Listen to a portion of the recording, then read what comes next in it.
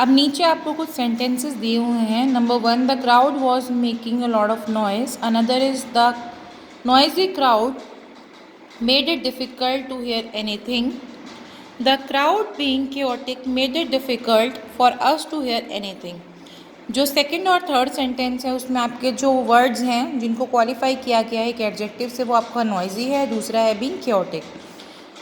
ये दोनों का मतलब ही सेम है, लेकिन यहाँ पर इनको मतलब जो तरीका है मतलब वो अलग अलग तरीके से एक ही बात को दोहराया गया है। एडजेक्टिव और एडजेक्टिव फ्रेज जो कि क्वालिफाई करते हैं किसी भी सब्जेक्ट वर्ड को एक सेंटेंस में, उसे कहते हैं एट्रीब्यूट। इसको अच्छे से समझ लीजिएगा कि कोई भी एडजेक्टिव और एडजेक्टिव फ्रेज क्वालिफाई करते हैं एक सब्जेक्ट वर्ड को, यानी कि जो सबसे मोस्ट इम्पॉर्टेंट वर्ड था उसमें फ्रेज में, उसको क्वालिफाई करते हैं, उसको कहते हैं attribute. The article the with the subject is also an attribute. जब हम किसी भी मतलब सब्जेक्ट के आगे अगर हम द का यूज़ कर रहे हैं तो वो भी हमारा एक एट्रीब्यूट होता है। ठीक है। The predicate of a sentence is usually made up of more than one word. Sometimes the verb in a sentence may be qualified by an adverb or a group of words that acts as an adverb.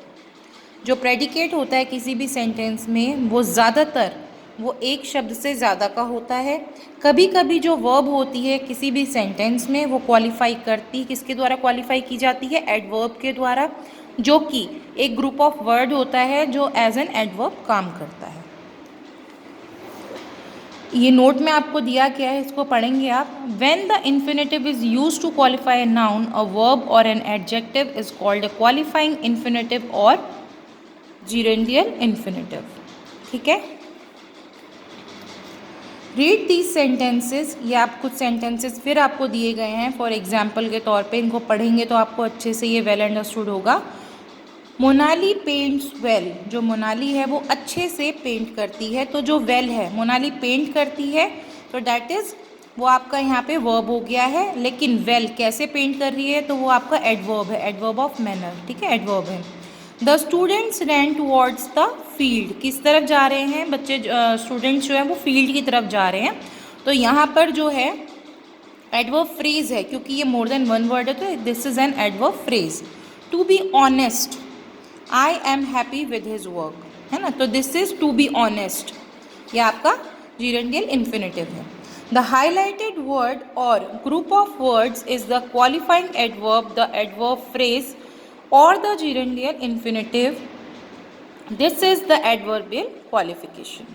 ठीक है, जो भी आपको ये highlight करके दिए गए हैं वर्ड, ग्रुप ऑफ वर्ड जो दिए गए हैं जो कि क्वालिफाई कर रहे हैं एडवर्ब को और एडवर्ब फ्रेज को और जिरेंडियल इन्फिनेटिव को, वो हमारे एडवर्बियल क्वालिफिकेशन है। अब रीड द सेंटेंसेस। आपको कुछ और सेंटेंसेस दिए गए हैं। That is Vibhuti is a dancer, Reema appears to be unhappy, a dancer to be unhappy. ये जो हाईलाइटेड वर्ड इसमें दिए गए हैं सेंटेंस में are required to make the sentence complete and meaningful. ये ज़रूरी है लगाने के लिए क्योंकि ये सेंटेंस को पूरा कर रहे हैं और उनको मीनिंगफुल बना रहे हैं। They tell us more about the subject of the verbs. ये हमें ज़्यादा बता पा रहे हैं सब्जेक्ट ऑफ द वर्ब्स के बारे में। दे आर सब्जेक्टिव कॉम्प्लीमेंट्स, यानी कि जो ये कम्प्लीमेंट्स हैं इसके, कम्प्लीमेंट्स का मतलब होता है जो इसकी पूर्ति कर रहे हैं, मतलब उसको कंप्लीट कर रहे हैं, पूरा कर रहे हैं सब्जेक्ट को। ठीक है। Now read the sentences. आप फिर से दो सेंटेंस पढ़ेंगे। The jury found him guilty, the board elected her dean. जो इसमें वर्ड है गिल्टी और जो डीन है वो हमें कुछ बता रहे हैं ऑब्जेक्ट के बारे में, ऑब्जेक्ट ऑफ द वर्ब के बारे में। किसके बारे में? हिम, वो गिल्टी है तो उसको किसने गिल्टी फाउंड किया है? ज्यूरी ने फाउंड किया है। और डीन किसने चुना है? बोर्ड ने डीन चुना है।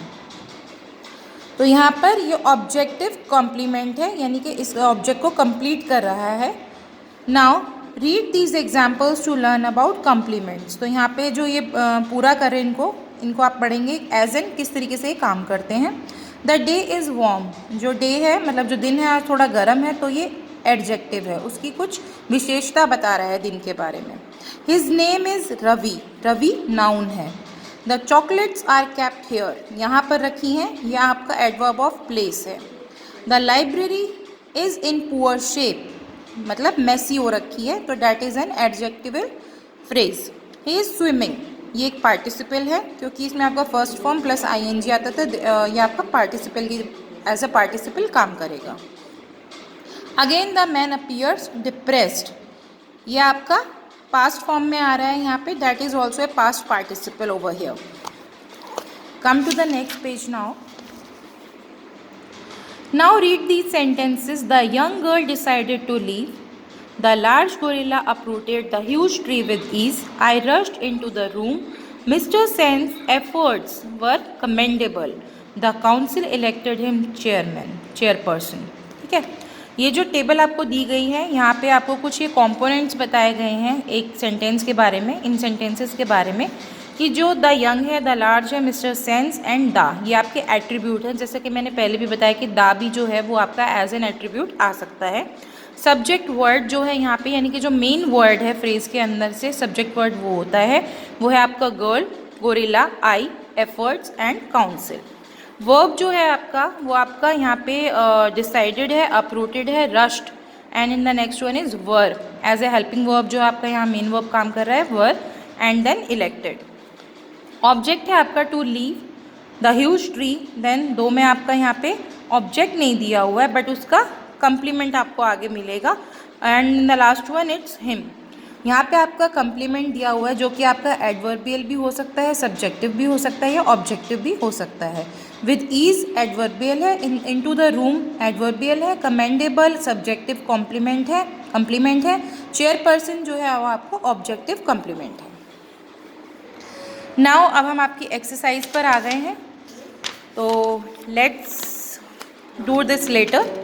आज हम आपका ये यहीं पे फिनिश करते हैं। In the next class we will discuss about this one.